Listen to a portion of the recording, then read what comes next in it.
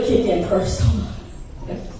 Yeah, I should, you know what, some of you may not know this, but I just started being a stand-up comedian this year. And I feel like I should have started 30 years ago when I was lucid. But that's all right, I'm here now. I just want to thank every single one of you for being here today. I'm overwhelmed, I'm grateful, I'm thankful. Thank you so much for being here. I just want to say that it's like a junior high school reunion right now, okay? If you went to Memorial Junior High School, clap it up right now. Yes, it's like deja vu. It's like all the cool kids and my goofy ass at the table. You know what I'm saying? It never changes. I have some of my coworkers here as well. So nice to see my coworkers. Woo, teachers rock. And all right, but yeah. So here we are, man. One thing I want to say is that it's okay. I can do the teacher thing. I'll just stand here. I'll wait till you stop talking. Yeah, thank you. It's hard. It's hard being a comedian when you're introverted. You know what I'm saying? Anybody in here understand that what it's like to be an introvert? It's tough, man. It's like, you know, you're an introvert when you go into the grocery store and you see your neighbor and he doesn't see you yet. So you just take your cart and you kind of turn, kick the cart to the back. You know, like, I can get noodles at home. I'll just go for ramen and I'm out of here. You know, and it's not because Joe, your neighbor's a bad person. Okay? That's not the problem. The problem is you don't want him to realize that you've been living next door to him for 10 years and never said anything. You know, because when you're an introvert, you have to mentally prepare for things. It's not like being an extrovert. With an extrovert, you just talk all the time. You're a social butterfly.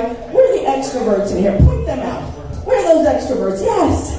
Yeah, you're the reason. Yeah, you're the ones that the introverts avoid. Yeah, that's what you're doing. But I know some of you probably expect me to be an extrovert, but I'm not an extrovert. Okay, I'm not. But sometimes I do extroverted shit, like this right here. So, like, don't expect me to approach you all the time, but I want you to talk to me. But I'm not going to like it. But I'll appreciate it later when I get home by myself. You know what I'm saying? And this kind of hybrid personality, it works in some circumstances. Like, if you meet somebody on a first date and they say to you, I'm going to be straightforward with you, okay? I am not a porn star. But sometimes I do porn star shit. They might get a third date, you know what I'm saying? By the way, the third date rule has now replaced the 3-month rule because we're not getting any younger, you know what I'm saying? But that kind of hybrid personality doesn't always work well. For instance, I met a guy at a club one time, don't judge me, and we exchanged numbers, and then the lights came up, and I noticed he had a teardrop tattoo under his left eye. And let me explain for those of you who live in the suburbs. Okay, a teardrop tattoo means you might have murdered somebody. So I thought maybe I should approach this, lightly. And I was like, so, I noticed the tattoo. Please tell me were you ever a mime? And he said, no. Okay, so how many people did you kill? He says, you know what, no, I'm not a gang member, okay? I'm not in a gang. But sometimes I do gang like shit. Like, what is that? What is that? But that's not the worst. No, the worst was the time I accidentally bumped into my boyfriend who was smoking dope behind the bushes next to his apartment. Yes, he looked at me, first of all, and he said, why are you hiding in my bushes? And then he said, I know this looks bad, but trust me, I am not a crackhead. But sometimes I do crackhead shit. which is literally the definition of a crackhead. Is it not? See, that's why I'm single now. You know, and it's tough. You know, by the way, I've been a teacher for over 20 years. Middle school, high school, language arts, thank you. Yes.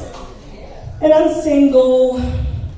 And, you know, it's tough. You know, when everybody wants to date a teacher until they get pink eye and strep throat 3 times in 1 month. And then it's a problem, you know? Yeah. But dating is really difficult being a teacher because, first of all, I correct everyone's grammar in my head until I can't hold it in any longer.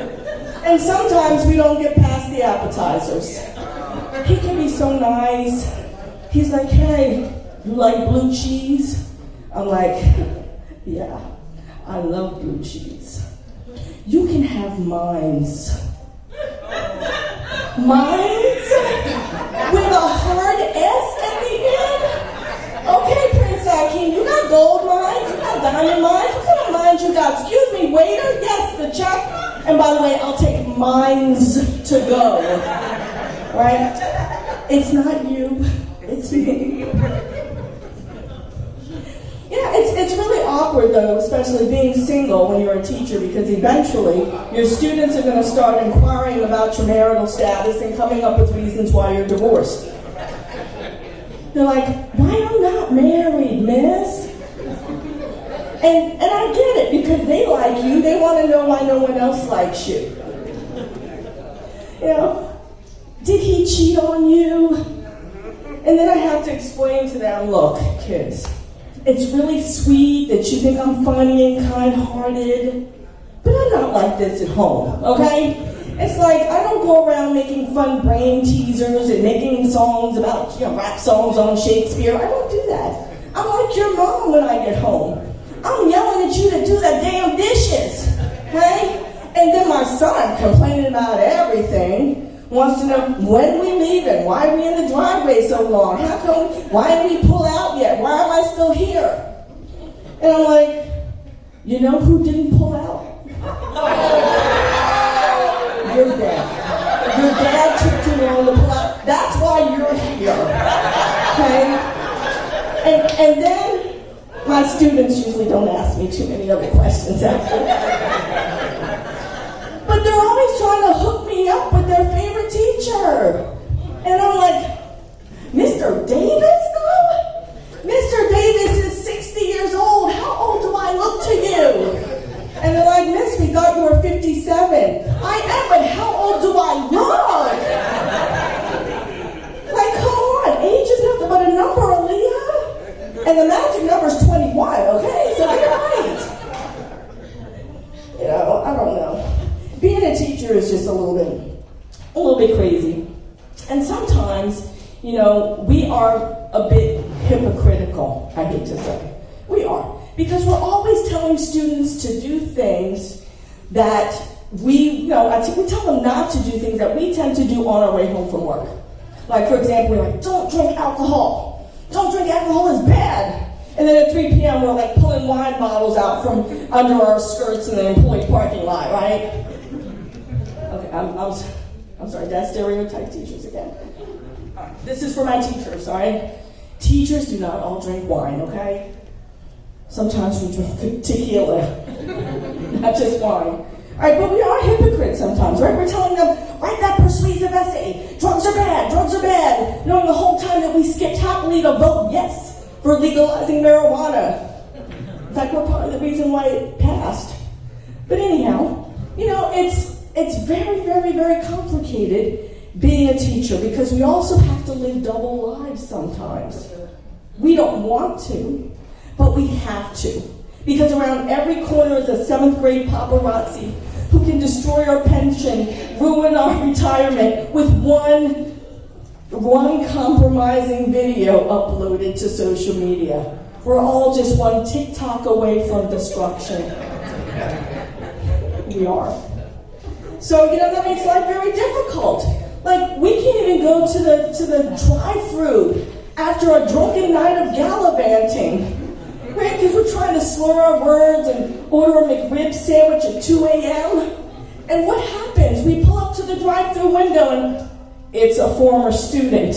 And they're like, hey everyone, it's my teacher, come on, come say hi. And now you gotta pretend that you're not drunk. You know, and make small talk with Brad, the night manager.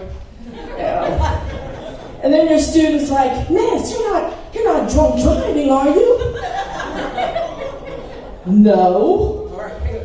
It's a self-driving Kia. Then I put my hands up in the air like I'm on a roller coaster, and then I slowly press on the gas, and I drive with my knee, you know? Self-driving. Yeah, but, it's you always have to watch over your shoulder. You know, I went to the R&B show with my daughter who's 30. We went to the R&B show one time, and 5 of my former students showed up. And then I couldn't sing or dance to any songs that had sex, drugs, or profanity in it.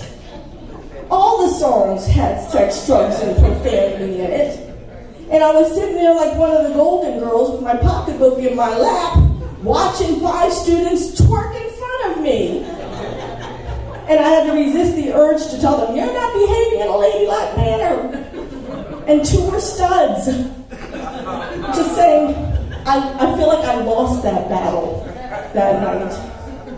I wish we could just turn off the teacher sometimes. You know, just mute that bitch. You know, just turn it off. It's not fair. But there are some good things about being a teacher. There really are. Like, we get a lot of days off, a lot of holidays. For the first time in my life, I actually took a trip during spring break. Yeah, I went to Orlando, Florida. And we all know how the airlines are doing right now. So, got on the airline. Oh, by the way, I booked with Frontier Airline. Because according to Forbes magazine, it's the one airline that's actually worse than Spirit. So I got on there and it was like, okay, there's nowhere to charge the phone, there's no TV movies playing, there's no stewardess, there's no seatbelts.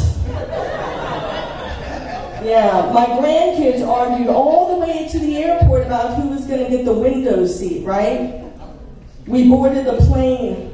There were no windows. We sat there about 15 minutes and finally a homeless man stepped into the aisle. And he said, welcome to Frontier Airlines. I'm your pilot. In a few minutes, we'll be headed to Orlando. Make sure, there will be turbulence, by the way. There will be turbulence. So make sure that you have all of your personal items secure.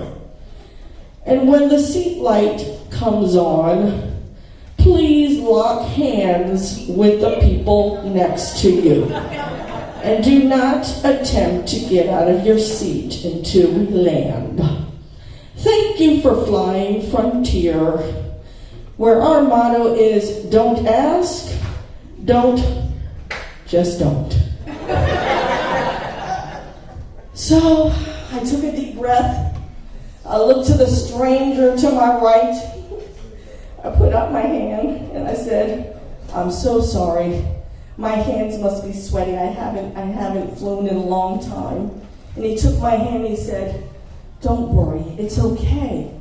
I'm not a terrorist. But sometimes I do terroristic shit. Thank you so much. Please follow me on Instagram, Leesa the Teacha, Leesa _the THA_TEACHA. Thank you again. Love you guys. Ladies and gentlemen, Leesa the Teacha. A big round of applause, ladies and gentlemen. Yes. I like to talk about